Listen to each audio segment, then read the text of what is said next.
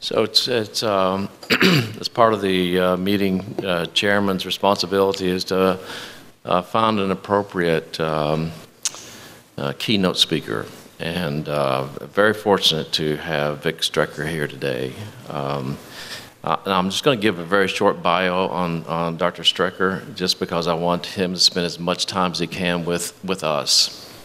And but he is a professor at the University of Michigan School of Public Health, and he is the Director for Innovation and Social Entrepreneurship. For over 2 decades, he's been a leader and a visionary in the fields of health and well-being.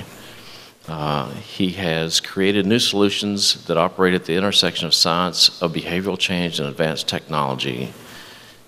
He has cultivated a passion for connecting academic research to practical application.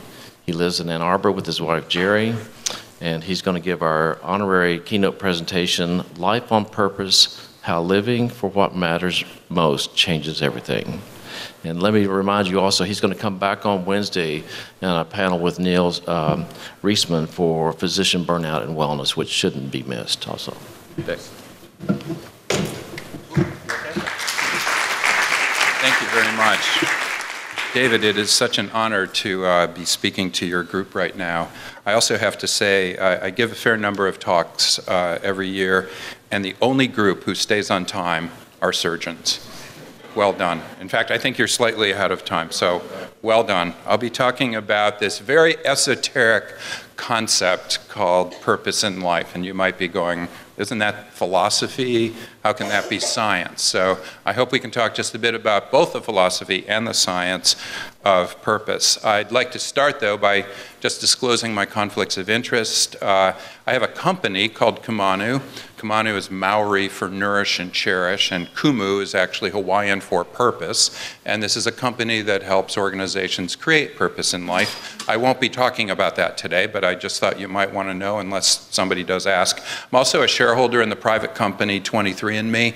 I doubt whether we're going to talk about genes all that much, but if we do, if there's a question, just to let you know, I'm a shareholder for that company. I also have written 2 books in this area. One is called Life on Purpose, and the second is On Purpose, which is a graphic novel. I hope all of you buy 10 of those. They make wonderful holiday gifts. So much for conflict, right? So I'm going to start by quoting Galen, this amazing physician, and we're actually not referring to your Galen, the historian, although I did meet him last night, and he's an amazing person, really interesting, and he is Greek, just like the original Galen was, and although he lived in Rome during the 2nd century, and he said this, that the best physician is also a philosopher. So I hope maybe we can just take a breath, relax, and enjoy ourselves for the next 45 minutes to an hour, and just think about the philosopher in each of us, and maybe the philosophy of your family, the philosophy of your practice, and the philosophy of your own life. We good with that? Great, okay. And I know that there are a number of family members here, and I really look forward to speaking to you as well, very much. So let's go back to the world's greatest philosopher, Socrates. He said the unexamined life is not worth living, right? So he was kind of a street philosopher, and every once in a while somebody like Plato, one of his students, imagine just on the street, there's this guy squawking away, and if you saw a person squawking away on the street like that, you'd probably take a beeline around him, right? You probably wouldn't go up to him. Well, he had quite a few students surrounding him, like Plato, and every once in a while, somebody like Plato would ask him a question that would stump him. And so he'd go back into this alley and consult his inner daimon, D-A-I-M-O-N.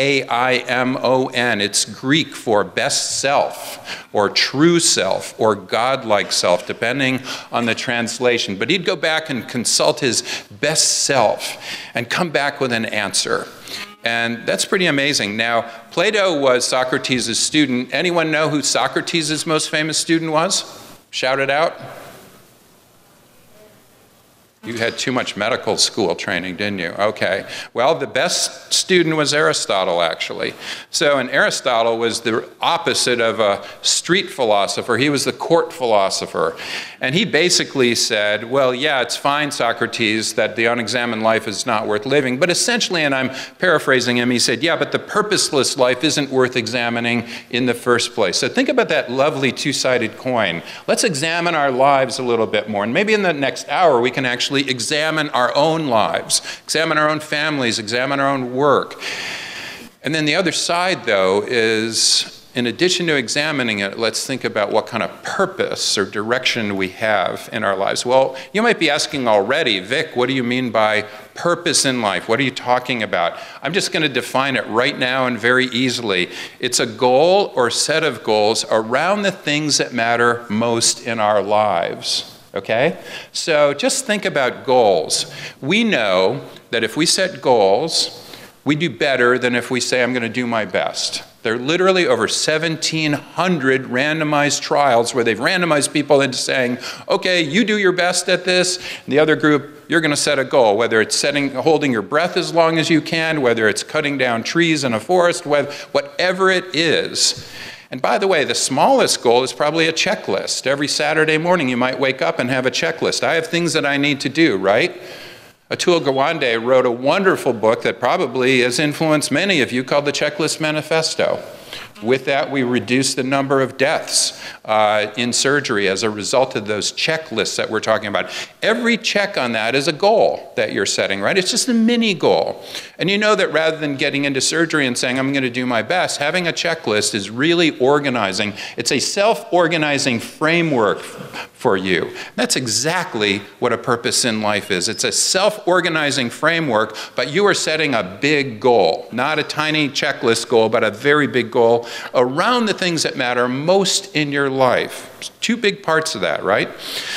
So here's some examples. Dexter Gordon, his purpose in life was to be the, capital the, tenor saxophonist. I'd argue he was. Samuel Barber, an amazing composer. If you've never heard him, I'd certainly recommend you look him up. Beautiful, beautiful modern music. When he was 9 years old, he said, I want to be a composer. He also said to his mom, don't ask me to try to forget this unpleasant thing and go play football. Please. At 9 years old. This is Ronald Graham, who's an amazing mathematician, contributed a lot to modern astrophysics. To keep trying to understand a little more deeply the universe we're all in, to try to take one more step on this unending quest and to have fun along the way. Why not? Having a purpose doesn't just mean that you're a drag. It means that you are doing fun, cool things as well. That's part of your purpose. This is a purpose by a guy named Jason Gaze, who had cancer when he was 6 years old. And he wrote this book, My Book for Kids with Cancer. In his words, when he was 6, he said, my purpose is to be a doctor who takes care of kids with cancer. So when they say, Dr. Jason, sometimes I get so scared I'm going to die. Or you don't know how weird it is to be the only bald kid in your whole school.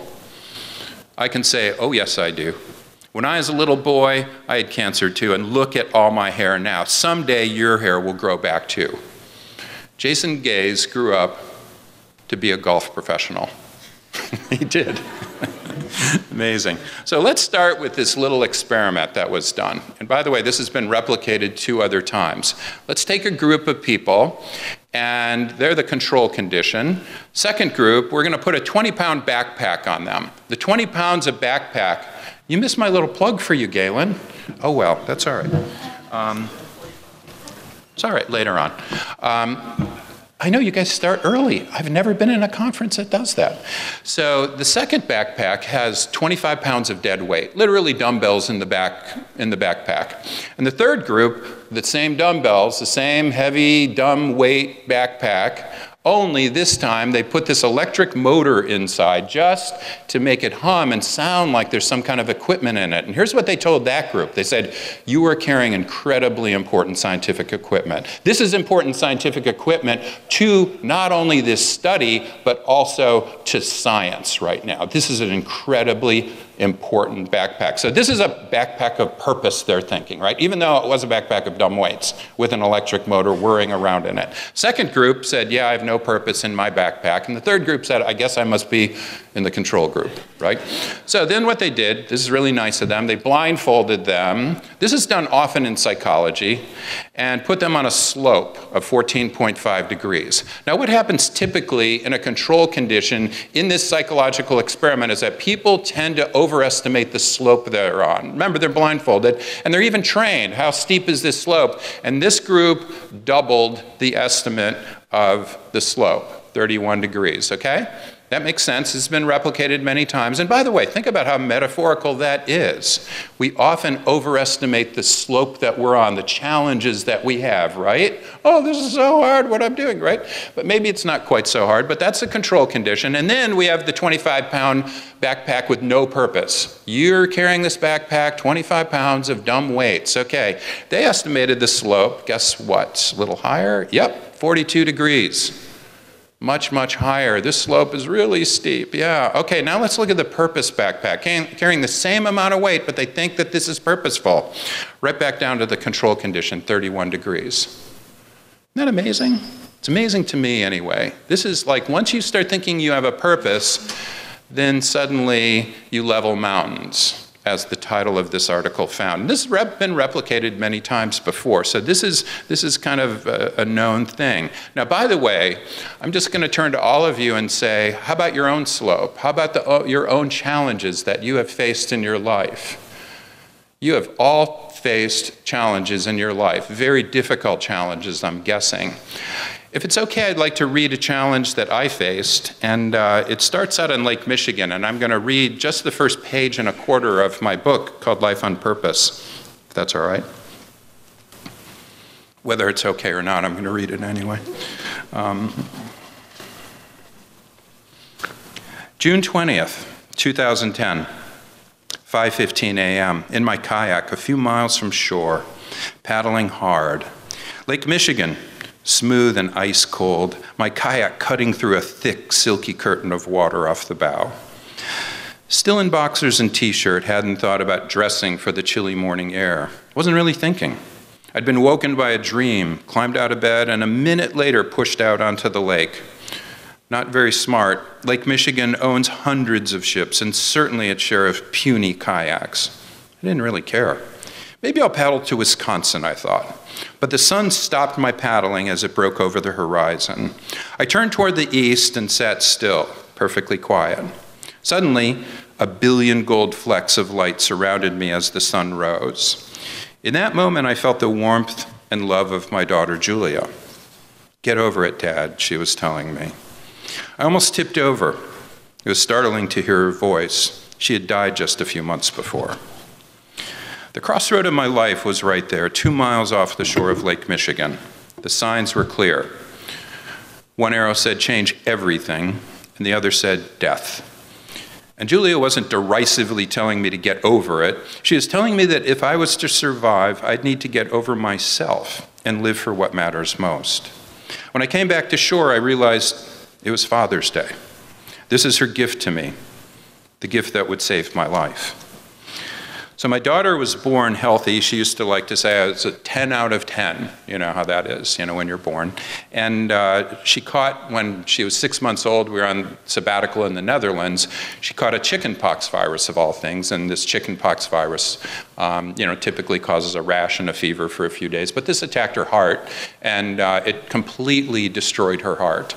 Her only hope was to get a heart transplant. This is in 1990 when very, very few kids had had heart transplants. And so we had to decide should we even list her for a heart transplant? Because we knew some of the statistics, even with those early cases, we knew that 50% of kids waiting for a new heart died before they got one.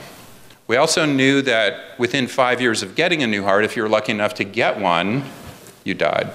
So you can do the math yourself. It's 50% times 50% or 25%. Hi, kids in the back. Do you guys want to sit down? So cool speaking to you guys as well. That's great. Thank you. So 25% chance that she would make it to 5 years old. So we had to decide up front, should we list her? And here was our decision. If we could give her a big life, a life worth living, then it would be worth it. If she passed away early, if she passed away late, it was a life worth living, and we'd feel okay about that then. Well, sure, and I was a professor at the University of North Carolina. She ended up becoming the first child in the southeastern part of the United States to get a heart transplant. And I remember I met somebody last night from the University of Alabama, Birmingham. I don't know where they are. But anyway, the heart came from the University of Alabama, Birmingham, from a surgical nurse whose son died. And she was transcendent enough during that period of grief to say, we should give his organs to other people. So she became the first child because of somebody at the University of Alabama. So that was wonderful. And we treated every single day as if it might be her last day, because we never knew.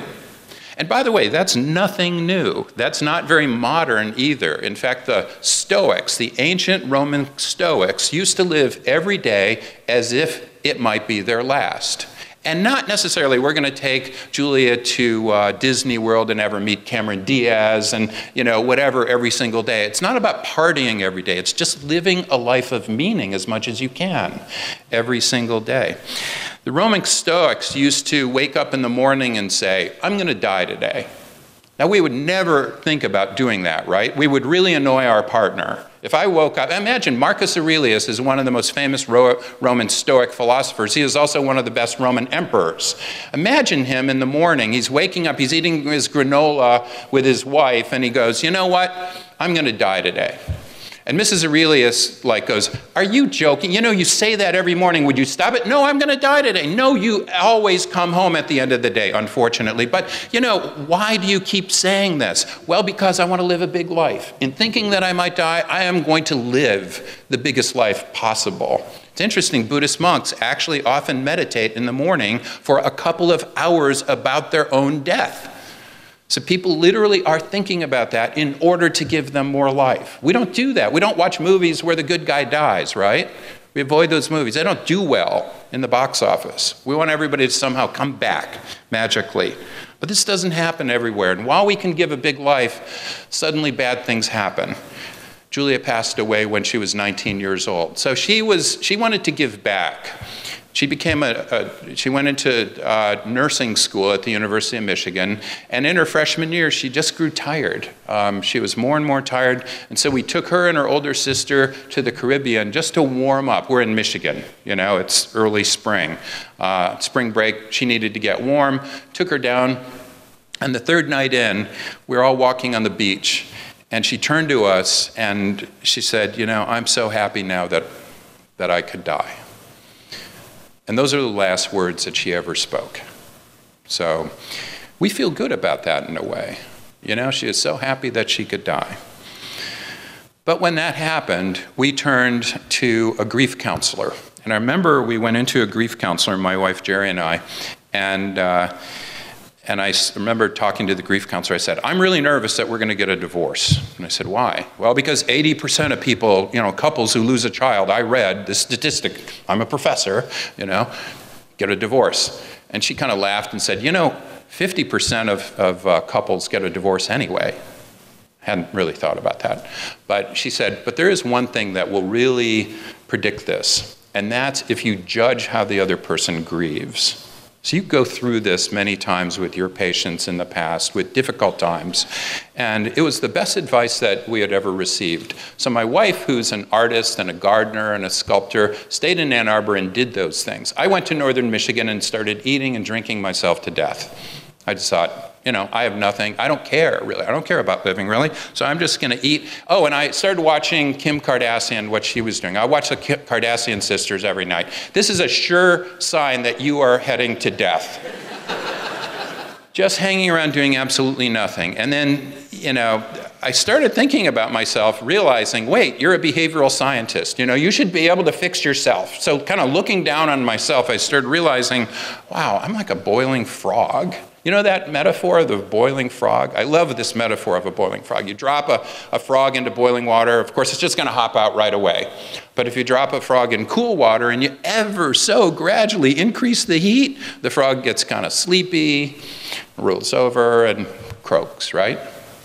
So here, you guys are really smart people. You're all therapists. You're all doctors. You help people all the time.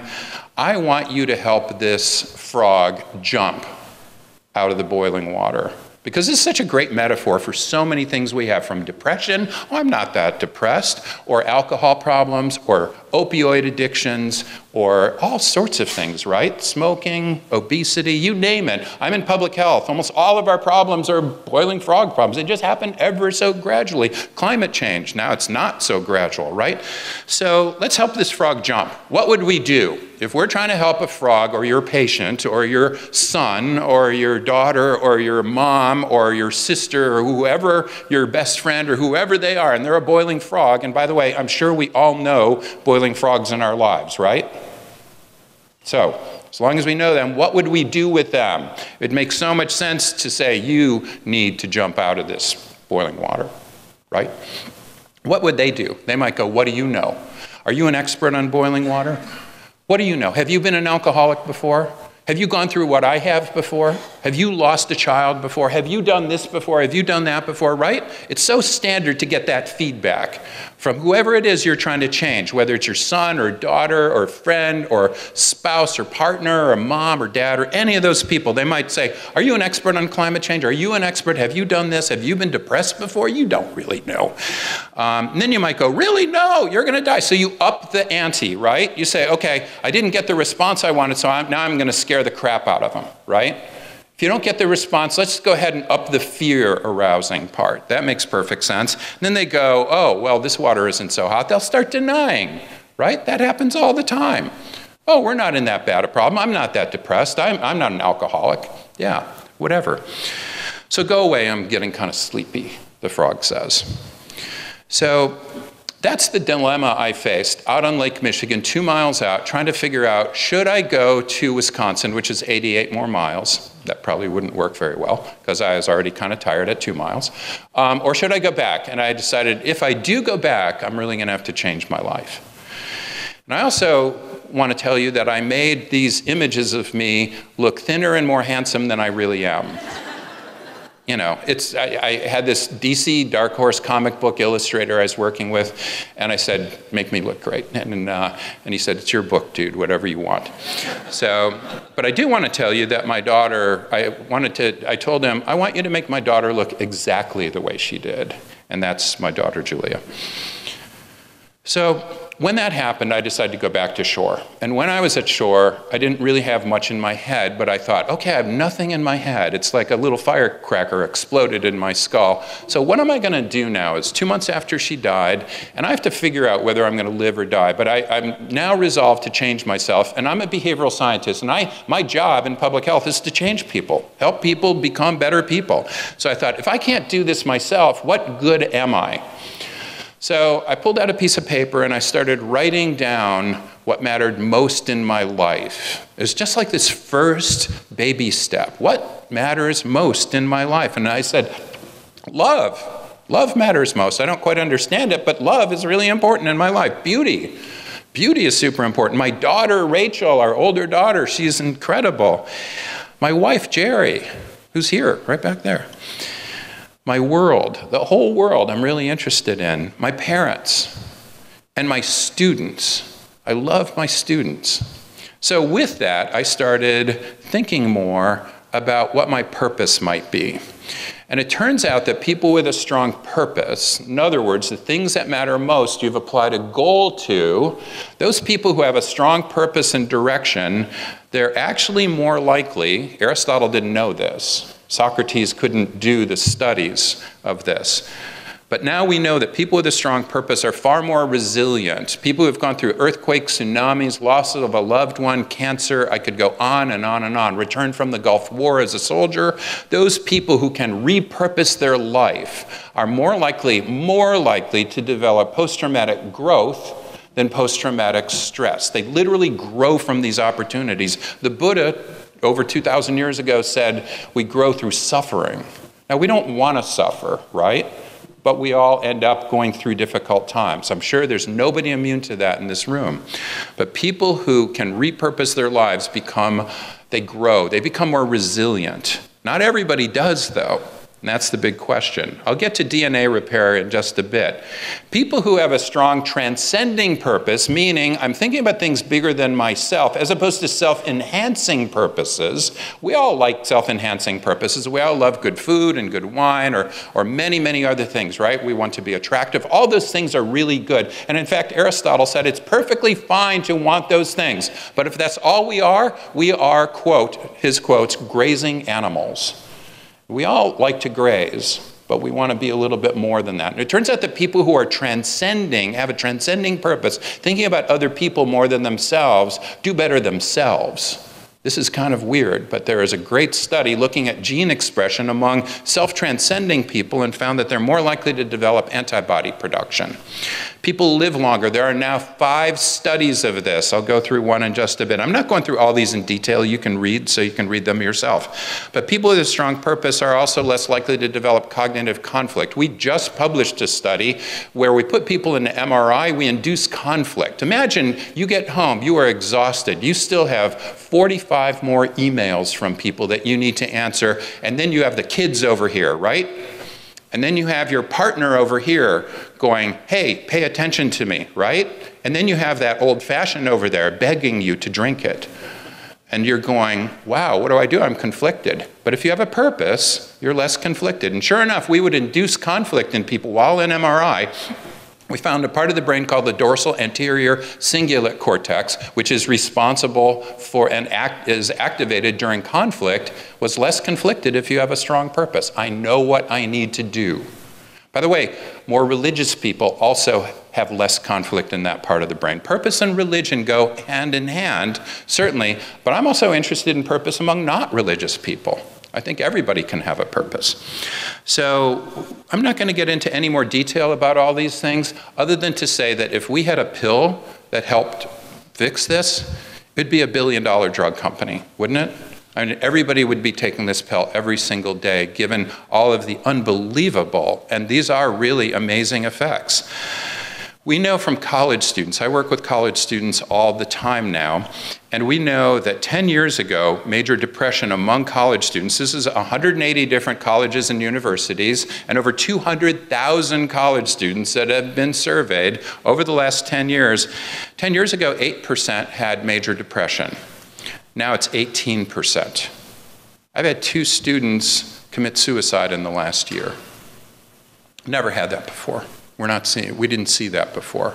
The number of students on antidepressants, on anxiolytics. I don't know if you have college students in your family, but this is a tough time for them. It's a tough time for professors. It's really hard to put your finger on that.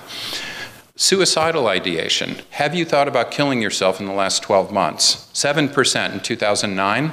Now it's 13%, almost doubled again. Now here's some stats about it, and it's related to purpose in life. This simple question was asked of all of these college students. You can ask yourself this. I lead a purposeful and meaningful life. 1 is no, and 7 is absolutely, okay? So put yourself into that category. I won't ask for a show of hands. Just put yourself in this category. If you are a 1 to 4, I'm going to call you a red zone person in terms of your purpose. If you're a 5 to 6, I'm going to say you're in yellow zone. And if you're a 7, I'll put you in the green zone. And there's approximately a third in terms of where college students fall into this, okay? 3rd are in the red zone, 3rd in yellow, 3rd in green. So let's take a look at them in terms of this red, yellow, green light and take a look at depression rates. If I'm in the green zone, I'm a 7, 11% of them are depressed, severe, major depression. 33%, 3 times as many in the red zone are. That's very serious. Suicidal ideation, have you thought about killing yourself in the last 12 months? Let's take a look at that. 29% in the red zone. That's amazing. That's scary to me. So, purpose seems to be important. How about older adults? Anyone retiring here? Anyone have parents thinking about retiring? Any knowledge of what happens there? You know, at retirement, my dad retired when he was 60. He was a dean at a university. He thought, good, now I'm going to play golf more. After 5 days, he realized he sucked at golf. He was terrible. And he started getting tired of it, so he just watched the Golf Channel all the time. Then he started eating Doritos and watching the Golf Channel. Then he started getting overweight. Then he started getting diabetes, overweight, eating Doritos and watching the Golf Channel. That's a problem, right? We know that older adults who cannot repurpose their lives are 2.4 times more likely to develop Alzheimer's disease 7 years later. There are now, at the first study of that, you go, wait, that's kind of weird. By the third study, you go, okay, maybe there's something happening here. And this is statistically controlling for age, race, gender, income, education, health status, health behaviors, controlling for those statistically, following people prospectively for 7 years. You see this effect in 3 studies. It's over 5 times the effect of any behavior that we could induce to somehow protect you against Alzheimer's. If you have Alzheimer's and have a strong purpose, your progression rate goes 30% slower. If that were a pill, again, that would be $1 billion drug, wouldn't it? But it's this ephemeral concept called purpose in life. What does it mean? What do we do? How do we get it? So we'll talk about that in just a bit. Good so far? Okay, any hot questions? If you're hating something I'm saying, boy, this is a great time. This is like a great academic conference. Bring it up, let's talk. Okay, good. So this is a brand new study that came out from some colleagues of mine at the University of Michigan, association between life purpose and mortality among US adults older than 50 years. Okay, so there are now 5 studies of this, but this is now the best and most highly controlled study. So on the right, what it's saying is that we controlled for the kitchen sink, age, sex, education level, race, ethnicity, marital status, but also things like depression, anxiety, cynical hostility, negative affect optimism, positive affect, social participation. They controlled for the kitchen sink. And then they looked at people in these different levels of purpose in life. And here's what they found. They found that the people with the lowest purpose in life, the 1s to 2.9s down there, that lowest bar going across over 70 months, they had a 74% survival rate, whereas the people with the highest purpose in life had an 88% survival rate. We don't see that with smoking even. We don't see it with diet. We don't see it with anything that we know of. There's no other health behavior that does this. I'm in public health. So if we don't take notice of this and try to figure out what to do, then who's stupid? I guess we are. You know, we should really start thinking about this more in public health, in my field. So that's what I'm trying to do. Let's take a look. This is kind of your ball game, isn't it? Let's take a look at these people on the left and right. Turns out that they are actually more than one twin. It's 10 composite twins.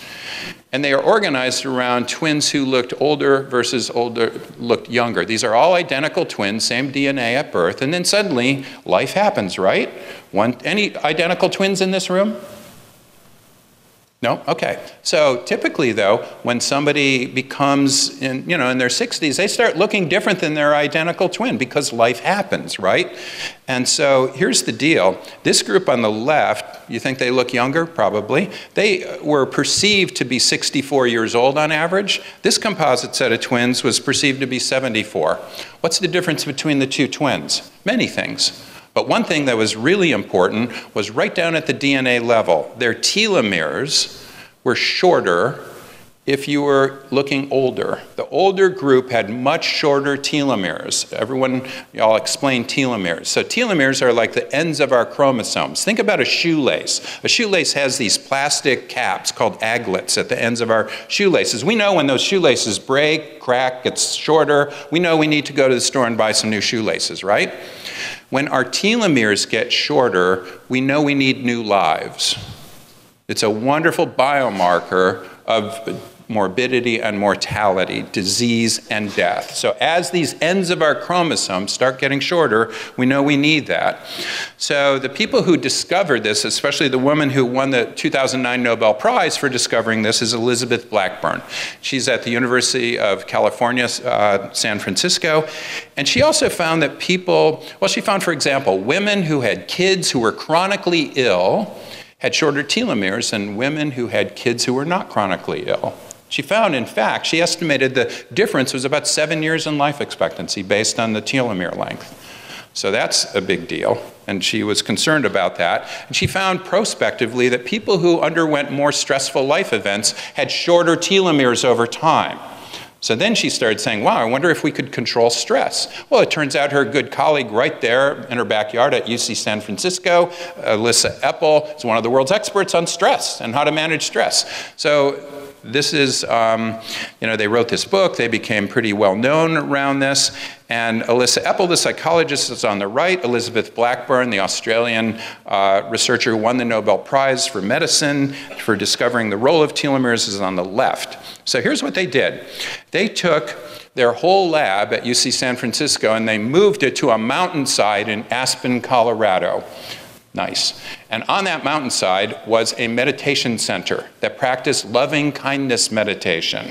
In loving kindness meditation, what you're typically doing is wishing people happiness and freedom from suffering, even your enemies. It starts with loved ones, it moves to your enemies. And so in doing that, apparently it reduces stress. And in fact, there are 3 studies that have shown that this really has a very, very beneficial effect to you. And they thought maybe we'll reduce stress, and in reducing stress, we'll increase telomerase. Telomerase is the fuel, the enzyme that fuels our telomeres. Make sense so far? So that was the hypothesis. They thought, we're going to put people in a loving kindness meditation program. There are a bunch of people, oddly enough, who wanted to participate in this study for 3 months. So they took all the extras and put them into a waitlist control group. Great. Okay, not a bad control group in this case. And so they followed people, and sure enough, they found that the meditators for 3 months, compared to the waitlist control group, had much more telomerase. They were repairing their DNA more, right? But here's what they found. They found what's called a mediating effect. Mediator effects explain mechanisms. What they found is that the meditators, compared to the waitlist control group, were actually improving their purpose in life. And it was the purpose in life improvement and not the meditation, it turns out, that resulted in this improvement in telomerase. In other words, this is almost like a trial saying, oh, what if we get people meditating more and then see what happens in the meditation, this loving kindness meditation. If you're wondering what that is, it's very easy. You can look it up online. It's a beautiful meditation. It can be short, 5 minutes. It can be 20 minutes. It's perfectly fine either way. But it improves your purpose in life. And there are studies that have shown that. And it was the purpose and not the meditation itself that improved telomerase. So one might hypothesize that the group on the left, the composite twins on the left, have stronger purpose. But we don't know that. We're on a scale of 1 to 10 in terms of our knowledge of purpose in life right now, about a 2 or a 3. We have a long way to go in this. It's hard to get NIH to start funding this esoteric, kind of fleeting construct. But you know what? 30 years ago, it was hard to get NIH to fund something related to stress until they found such consistent evidence that stress killed people. But, people used to say, well, you can't measure stress. Well, of course you can measure stress. You can't measure purpose in life. You absolutely can. So let's go back to the boiling frog. Let's talk about how we do research in this area now. We want to help this boiling frog. So one way we might do research on the boiling frog is to study the brain of the boiling frog. So one thing we could do is basically remove the frog's brain. The frog would be upset, so we're not going to do that. So let's go ahead and put people into MRI. Let's clamp their heads down. We'll put some little video camera in front of them, so that's all they can see. And we'll give them little controls for their hands so they can tell us just how they're thinking and feeling during those periods of time. And here's what we like to do. We like to study in particular 2 parts of the brain. I already talked about the dorsal anterior cingulate cortex, but there's 2 parts that I'm really interested in. One is this really reptilian part of our brain. So for you youngsters out there, the brain is kind of organized like an ice cream cone. So imagine the cone of the ice cream cone is like your brain stem. And then you have that first ice cream scoop on top, okay? That very first ice cream scoop is what often people call the reptilian part of the brain. And in this case, this inner part, this first scoop, there's the amygdala. And the amygdala is responsible for, as many of you know, fear and aggression, right? We need that amygdala, right? And that actually fires off even before this prefrontal cortex fires off, this very modern part in the third part, the third ice cream scoop on our ice cream cone. And this ventral medial prefrontal cortex, I like to call the guru brain. It's very human. It's very modern. It's very, primates have it, but humans have more of it than any other animal group. So here's what we like to do. We like to show them, while they're in MRI, scary pictures. This is the least scary picture we show them, and I show this just because there might be little kids in the house, and I don't want to show them the really scary pictures, okay? So this is the least scary picture we show them, and what we do is put them in an MRI, show them a scary picture, intending to stimulate the amygdala, their fear and aggression center. Sure enough, that happens within a matter of a second. Within 1 second, more oxygenated blood flow goes into this amygdala, and at the very same time, the prefrontal cortex shrinks. This is really fundamental. Think about life right now. When we scare somebody, they stop thinking. There's a great Roman philosopher who said, "The thing I fear the most is fear." Any politician knows they can get you to stop thinking by scaring the crap out of you. It's very, very easy. We do it all the time. All politicians, all walks, right and left wing, doesn't matter. They all know it. Scare the crap out of a person, they will stop thinking. That's what happens with people within a second. And then it bifurcates into two kinds of people. One kind of person basically keeps that blood flow in the amygdala. They shrivel up and they go, "Oh man, I just can't think anymore." And they stop thinking. Other group, more resilient people, actually the amygdala shrinks within 2 seconds, and the ventral medial prefrontal cortex, this guru part of the brain, starts getting more blood flow. So in other words, super resilient people go, "Oh crap, now what do I do about it?" That's what you want. That's like the neurobasis of resilience. This making sense? Okay, so this is something we'd like to study a lot because we want to figure out just what will strengthen that part of the prefrontal cortex, almost like it's a muscle. Can we strengthen it? So that's what we study. So we have a study with Emily Falk. She's one of my colleagues at the University of Pennsylvania, and some other people from Harvard and a couple of others who have put people who are sedentary. We want them to become less sedentary. They're basically couch potatoes. And these are serious adult couch potatoes. And so we put over 200 of these couch potatoes into MRI. And while they're being studied in MRI, we say, "You need to become less sedentary. This is really important. Frog, you need to jump," basically. We're telling the frog, "Get out. And if you don't, this is a big problem for you." And then we give them a smartphone. And every day for 30 days on the smartphone, we tell them, "You really need to work out. You need to get up and become less sedentary." But here's one thing that we also do. We ask them to start self-affirming their purpose. Asking them, what kind of core values, what matters most to you in your life? And they start just thinking about it. We simply ask them to think about it. That's called self-affirmation.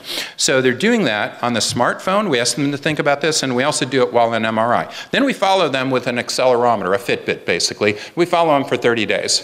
Following so far? So what we did is actually a randomized trial in the MRI with over 200 people. We randomized them to get this self-affirmation first. I'm thinking about my core purpose in life. What matters most to me? And then now we tell them while they're in the MRI, "You need to become less sedentary." And then they get out and we give them a smartphone and an accelerometer and we have them go on their way. The control condition, we don't have them think about their purpose. We still threaten them, "You need to work out." We don't, on the smartphone we give them, talk about their core values and their purpose at all, okay? And then we follow both. Make sense so far? Good? Okay, so here's what happens. We find that in the affirmed group, I've just been affirming my core purpose in life. More blood flow, sure enough, goes into the ventral medial prefrontal cortex by a lot. Okay, that's great. So the manipulation works.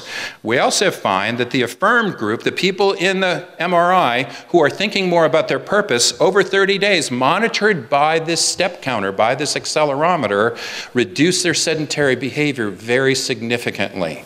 Very significantly. And finally, we found that the more blood flow that goes into that prefrontal cortex, your guru brain, the more you reduce your sedentary behavior. People with 1 standard deviation above the mean in blood flow going there, they reduce their sedentary behavior. So we're now starting to probe mechanisms for purpose in life. What's going on in your brain? What's happening? So it turns out that this purpose stuff is very important, and we're starting to understand what's happening in your brain. You're becoming more resilient when you think about this transcending purpose that you have in your life.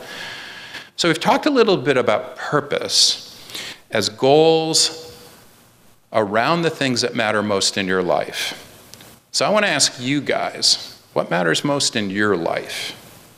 So let's just think about that. You might be going, wow, okay, that's a big, heavy subject. Well, let me make it easy for you. Who has a smartphone in here? Anyone have a smartphone in the room? Okay, great. Okay, what's on your smartphone? Very often, as Rachel Raymond, a preventive health physician at UC San Francisco said, finding meaning is not about doing things differently, it's about seeing familiar things in new ways. This is on my smartphone. Who has their children on the wallpaper of their smartphone? Nice. Who has their spouse or partner on their smartphone? Oh, you are good. Yes. Who has their parents? Anyone? Who has their dog? Dog person. Anyone else? No dogs? Any cat person? Who has their cat? Cat person? Nice, nice. Okay, anyone have a work of art? Okay, a work of art might mean you believe in love and beauty, right? It's a projective test in a way, isn't it? It's not perfect, but it's kind of an interesting way to start thinking about it. Who has a work of nature? Okay, quite a few people. So let's think about this just for a second. Here's what I'd like you to do. If you could pull out your smartphones, and if you don't have a smartphone, no problem. You don't have to run and get it. Just think about it in your head. But if you have a smartphone, let's make it easy. Go to your texting program. Go and text 37607. 37607.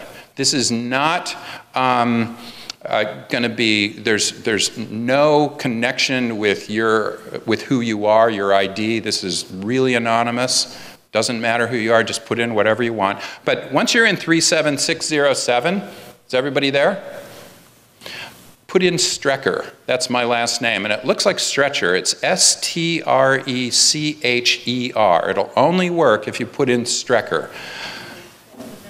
S-T-R-E-C-H-E-R, and wait for a message coming back saying, now you're in Vic's poll. Got it? Oh, nice. Somebody already gets this. What matters most to you? Just type in the things that matter most to you. Let's see what happens. Family. Nice. More people said family. Whoa, here we go. My health, my partner, my happiness, my parents, my career. Whoa, look at this thing evolve. This is what matters most to you as a group. Family matters a lot, doesn't it? And then elements of your family, like your parents, your wife, but also career, happiness, hobbies, my dog, awesome. Bill, that's so cool. I hope Bill's in the room. Freedom, whoa, nice. Okay, Jesus, wow. My faith, Christ. By the way, what I'll do is save these. I'll create a word cloud and we'll share it back with David so that he can keep this. But this is what matters most to you guys overall in your lives. And it's continuing to grow, and that's awesome, but I'm going to stop. So here we go. I want one more. And this is for the clinicians in the room. The people who are the plastic surgeons in the room, I'd like you to put in what matters most to you at work. In your work, what matters most? My colleagues, my team, my patients. Whoa. I'm going to be real honest. I give a lot of talks to clinicians, and patients is usually not the number one.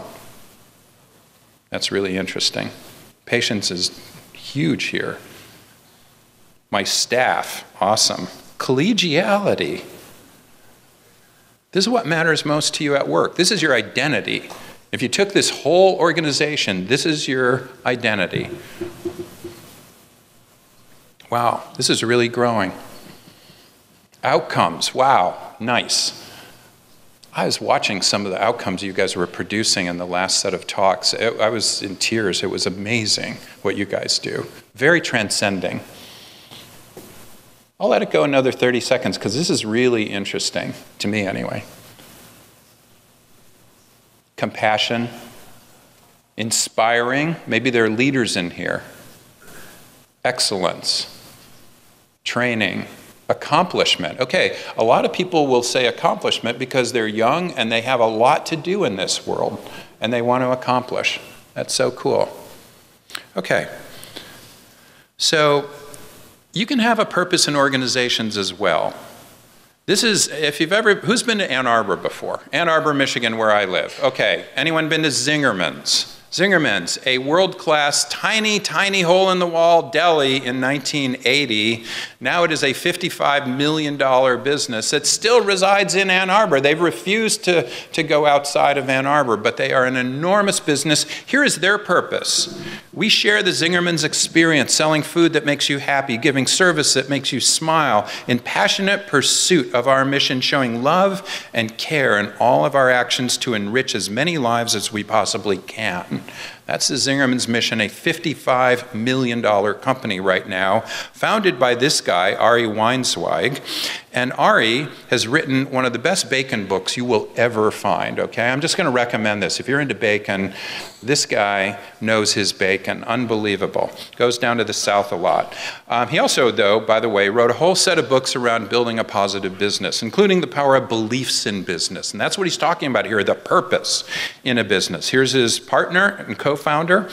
And that was the deli. By the way, this is one of their sandwiches. I highly recommend it. That's the favorite sandwich of this guy who hangs out there, as well as a couple of other presidents who have happened to come in to Zingerman's Deli.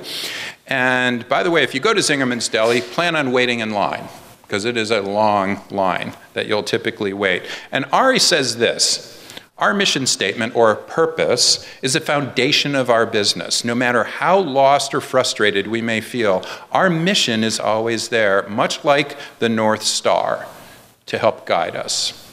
That's what helps guide an individual. It also helps guide an organization. Raj Sisodia is a business school professor, and he got together with some other major league professors in business to take a look at the role of purpose. Conscious businesses are galvanized by higher purposes that serve, align, and integrate the interests of all their major stakeholders. This is relevant, hopefully, to your own business. He wrote this book that's a research study called Firms of Endearment. Firms of endearment. And here are the firms that they selected, 28 public and private companies that they felt had a very strong revenue transcending purpose. I'm going to repeat that. Strong revenue transcending purpose. They picked companies who, not just on the face of it, but in their DNA, were more interested in their customers, in their employees, and in their communities that they resided in than in revenue. And they started that way. So you can read these, and you may argue with some of them. These are the ones they picked, okay? Half of the book is how they picked these companies around those issues. Then they followed them for 15 years. And they compared their value against the value of the S&P 500, the Standard & Poor's 500, and they compared them against good to great companies. Familiar with the book Good to Great? So they picked 25 companies based on their leadership prowess. Okay? So those companies were picked according to their leadership and their financial acuity. And here's what they did over those 15 years. In comparing them, at first, what they found is after 3 years, the good to great companies were kicking the Firms of Endearment and S&P 500's butt. They were doing over twice as well. At 5 years, they started coalescing. At 10 years, the Firms of Endearment in the white line started doing better. And then I need this whole y-axis, the whole height of this slide, to show what happened by 15 years. By 15 years, the Firms of Endearment had returned 1,681% of one's investment, whereas good to great companies returned 263, whereas the S&P 500 returned 118%. There are 3 studies now that have shown this with other companies as well. Firms of Endearment do better. In other words, when you transcend yourself and think about other people more, you do better yourself. When, as an organization, you transcend revenue, you make more revenue. That's an odd thing, isn't it? But absolutely seems to be true now. Now, by the way, though, most of our companies are like this, right? Pretty bored. In fact, 70% of American employees are either disengaged or highly disengaged at work. 70%. That is a national crisis, one might argue.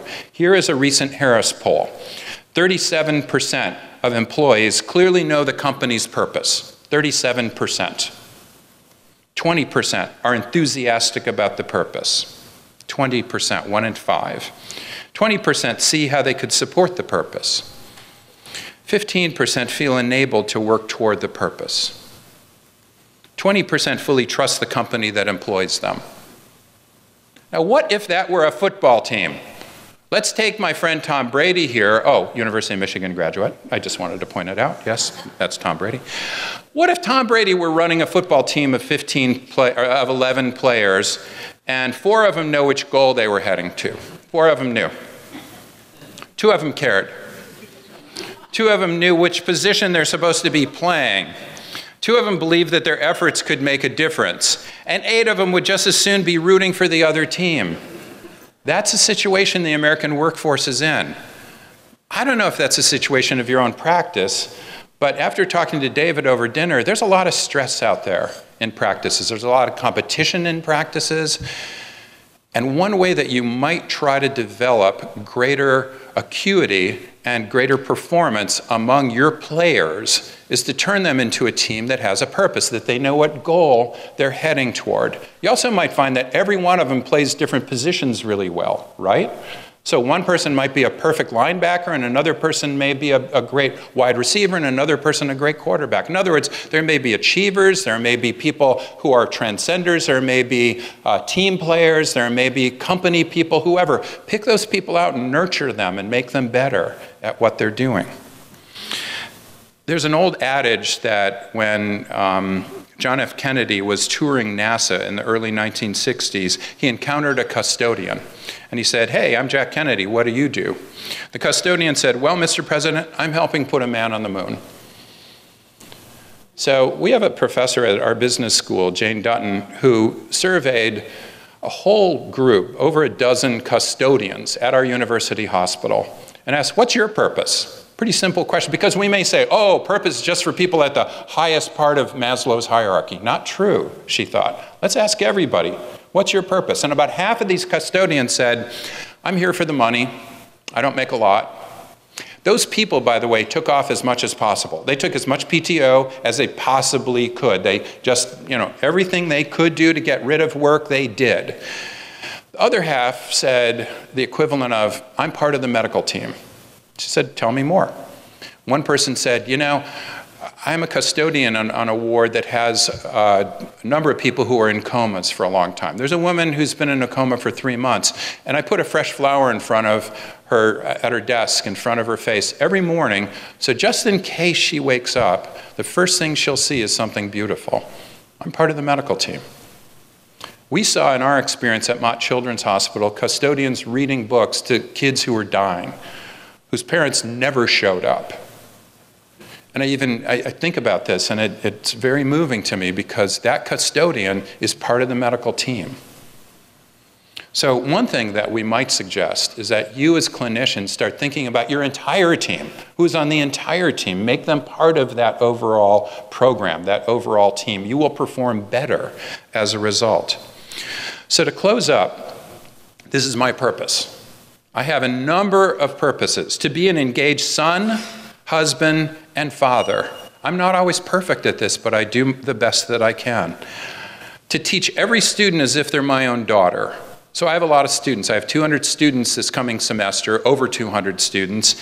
And so I have 200 Julias. I have 200 daughters that I have to take care of. So I try to work out every day. I try to sleep well. I try to, in fact, I meditate every day. And in fact, I never tell anybody this, but I love craft cocktails. I don't know about you. I just love drinking. I love these craft cocktails. And so I decided I love them too much sometimes, so I meditate. And I don't allow myself to I don't allow myself to drink a craft cocktail until I've meditated. So I am the best meditator you've ever seen. I meditate every single day.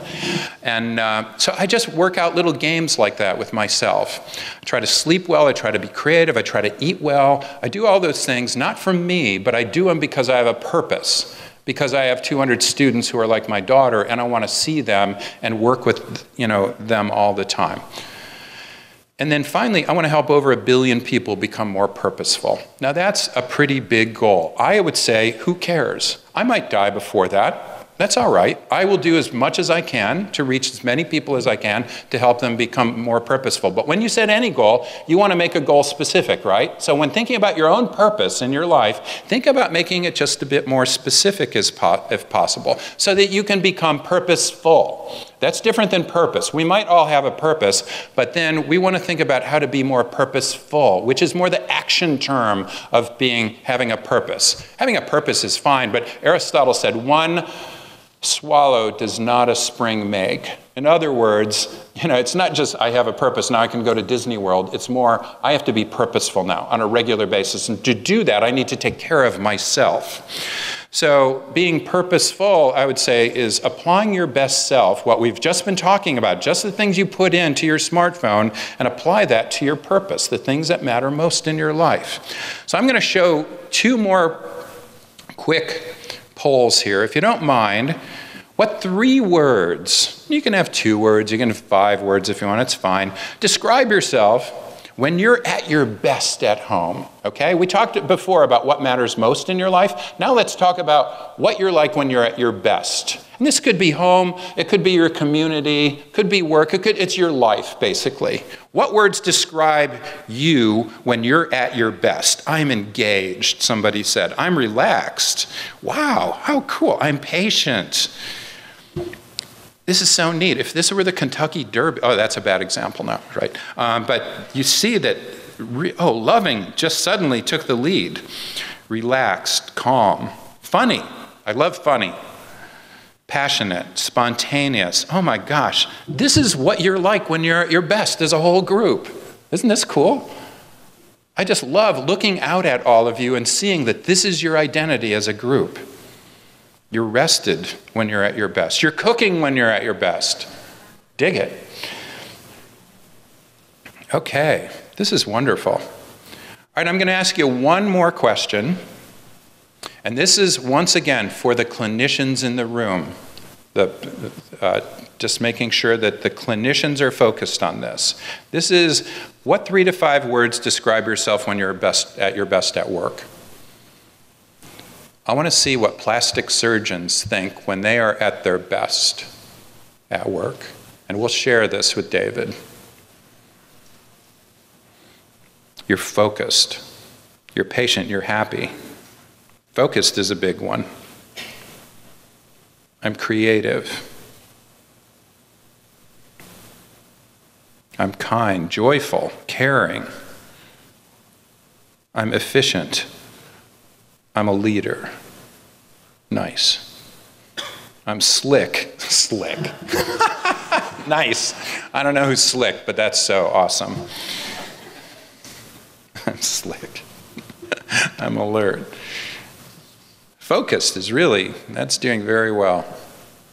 Part of a team. Okay, so as we're closing this up, let me give this 10 more seconds. This is kind of cool. Okay, so I'd like to finish by reading the last page of my book. I have a minute to do that? Are we okay? Good, just want to make sure.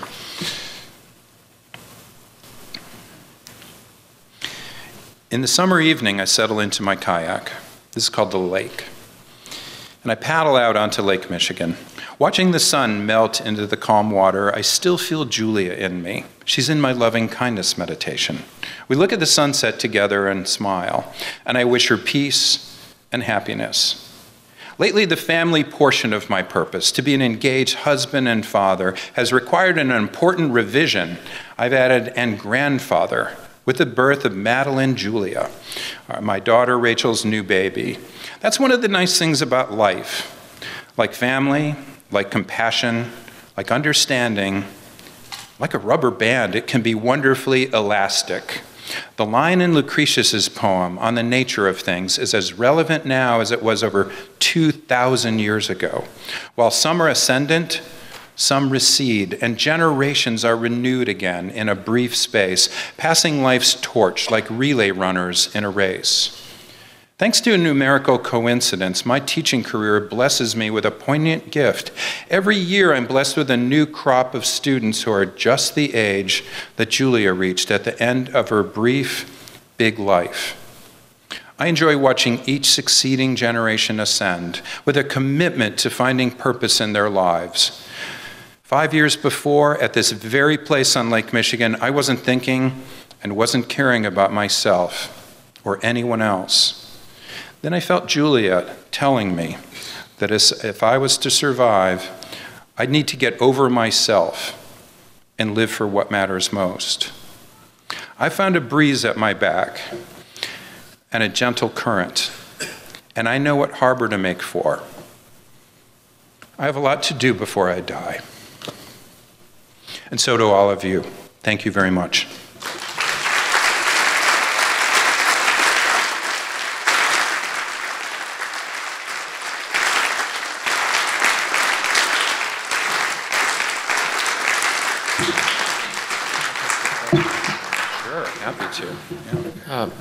If someone would like to ask any questions, we have a little bit of time for that. Angel from Georgia. I enjoyed your talk. The idea of purpose is an abstract concept. So really, the way this has to be envisioned is that something in our brain is stimulated. Right. The way I have formulated this, and I'm wondering, because I've been thinking abstractly, and this is not my field, Yeah, that's okay. is that purpose is actively achieving satisfaction. Satisfaction is something you have with positive relationships, whether it's with God, animals, family. You don't actively seek satisfaction, but you get it as a byproduct. It lasts a long time. And the important thing is it has to be active. Yeah. Because if it isn't active, you go back to Aldous Huxley, who developed Soma. And Soma doesn't work. Right. You have to actively do it, and you can't be passive. And that's one of the dangers of plastic surgery, because that's the thing that's always bothered me. We want to improve things, but we don't want people dependent on us and being passive. They must be active. Right. Wow, thank you so much for that wonderful comment overall. The first part about satisfaction, I couldn't agree more. Last year I was interviewed for the Christmas or holiday issue of Martha Stewart's magazine, and the reporter said, okay, I'm writing an article about what makes you happy. So, Vic, what makes you happy? I heard you talk about purpose. I said, I'm sorry to say this, but that's a really dumb question. And because I don't think you can do anything that just directly makes you happy in a deeper way, in a deeper sense of happiness. What happens is if you are pursuing a purpose, in other words, if you are purposeful, in the pursuit, you are being happy. And in fact, if you ever read Albert Camus' Myth of Sisyphus, at the very end, he says, one must imagine Sisyphus happy because he had this goal. Even though it's futile and he's rolling this ball up a mountain just to have it roll back every single night, he said Sisyphus must be happy. And what he's saying is that you have to have a purpose, whether it's futile or not. Your patients need to have a purpose in their lives. One thing you might be able to do, as you were implying, sir, and I love what you said, is infuse that sense of purpose. Here's some things that you can do in your life. And I saw some pictures of people there, and they're going to struggle in their lives, there's no doubt. But how do you create that sense of purpose through their suffering? How do you endorse that, encourage that sort of purposeful living as a result, which results in happiness? So thank you very much for your comment. And if I didn't totally answer your question right, happy to do it at a break. Yes? Do you ever study politicians? They have no purpose whatsoever. No, boy, we have not actually. I know a few politicians, and actually some of the politicians I know, one in particular who's a good friend, does indeed have a very transcending purpose and was almost destroyed by his political career. And I feel sad for people like that because they have a transcending purpose and nobody thinks that they do. They all think that they have this self-enhancing purpose when very often politicians don't. I wish we could build an understanding of that. But thank you for that question. Yes, sir. I, like you, have had a father who retired at 61 and 2 months, and I always wonder why he retired at 61 and 2 months. He was a very bright man. Yeah. You have indicated that you work with students. Do you ever work with my age group in the 60s, groups of people who have the same questions for their life going forward about purpose? Very much, and thank you for that question. One of the things our company, Kumano, is doing is working with Stanford University as well as many other groups. But with Stanford, I've been working with a guy named Tate Shanafeld. And Tate was at Mayo. He's one of the world's experts in physician burnout. And he's at the Stanford Medical School. And now he moved to Stanford Medical School to run a large physician well-being program. They don't call it burnout necessarily, and I kind of agree with that. You know, saying, oh, you doctors are burned out and you need to get better. You know, you could legitimately say, you know what, I'm an astronaut, really, to be honest. And I am as resilient as they come. I am very resilient. It's the environment that's pretty terrible. So I totally agree and understand with that. At the same time, I think doctors can take better care of themselves. And so the things I just mentioned briefly, like meditation, or sleep, or creativity, or eating well, or physical activity, these are things that might help a person build more energy in their life. Because I don't think it's a matter of time management. I think it's more energy management. You still may have 5 hours at the end of the day. You get home, you're tired, your partner may come to you and say, you're not even here. And you go, I am too here, I'm not somewhere else. I'm sure that's never happened to anyone here. But, you know, but it's not a matter of time, it's a matter of still having some energy. So understanding what gives you more energy is something that I'm working on, Tate works on. But a neat question that I have asked other clinicians is, do you still feel that you have that drive, that purpose that led you to go to medical school? And many, many doctors don't. And in fact, in Tate's research of surgeons, the #1 predictor of burnout is loss of purpose and meaning in their work. So thank you for that question. Yes, a final question here.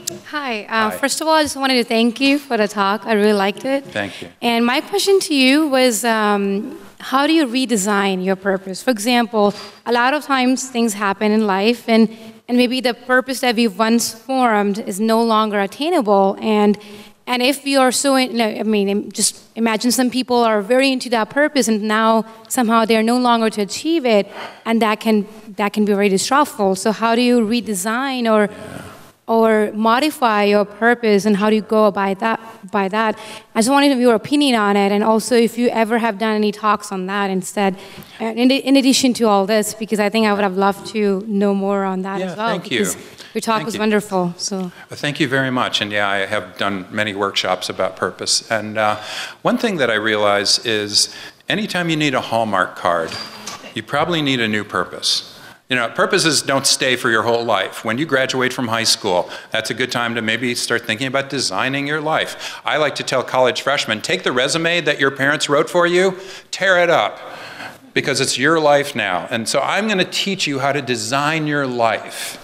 That's like a big goal of mine, to help people figure out how they find a purpose in their lives so that they don't suffer depression or things like that. So think about when you need a Hallmark card. If you get married, you know, or when you have a family, if you get sick, when you lose a loved one, when you retire.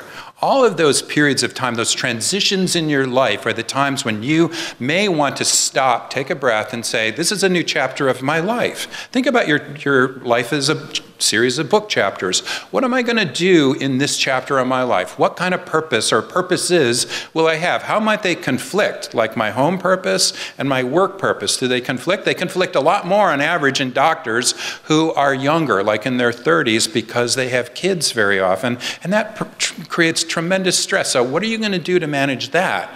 Every career phase involves these different transitions. So in workshops, we like to talk about what to do during, you know, how to design your life in a more meaningful way. A little more than just a 1-hour talk can give, but very, very important area. Yeah, thank you so much for your question. Thank you. Yeah, and thank you so much for your time, and I hope you have a wonderful time here this week.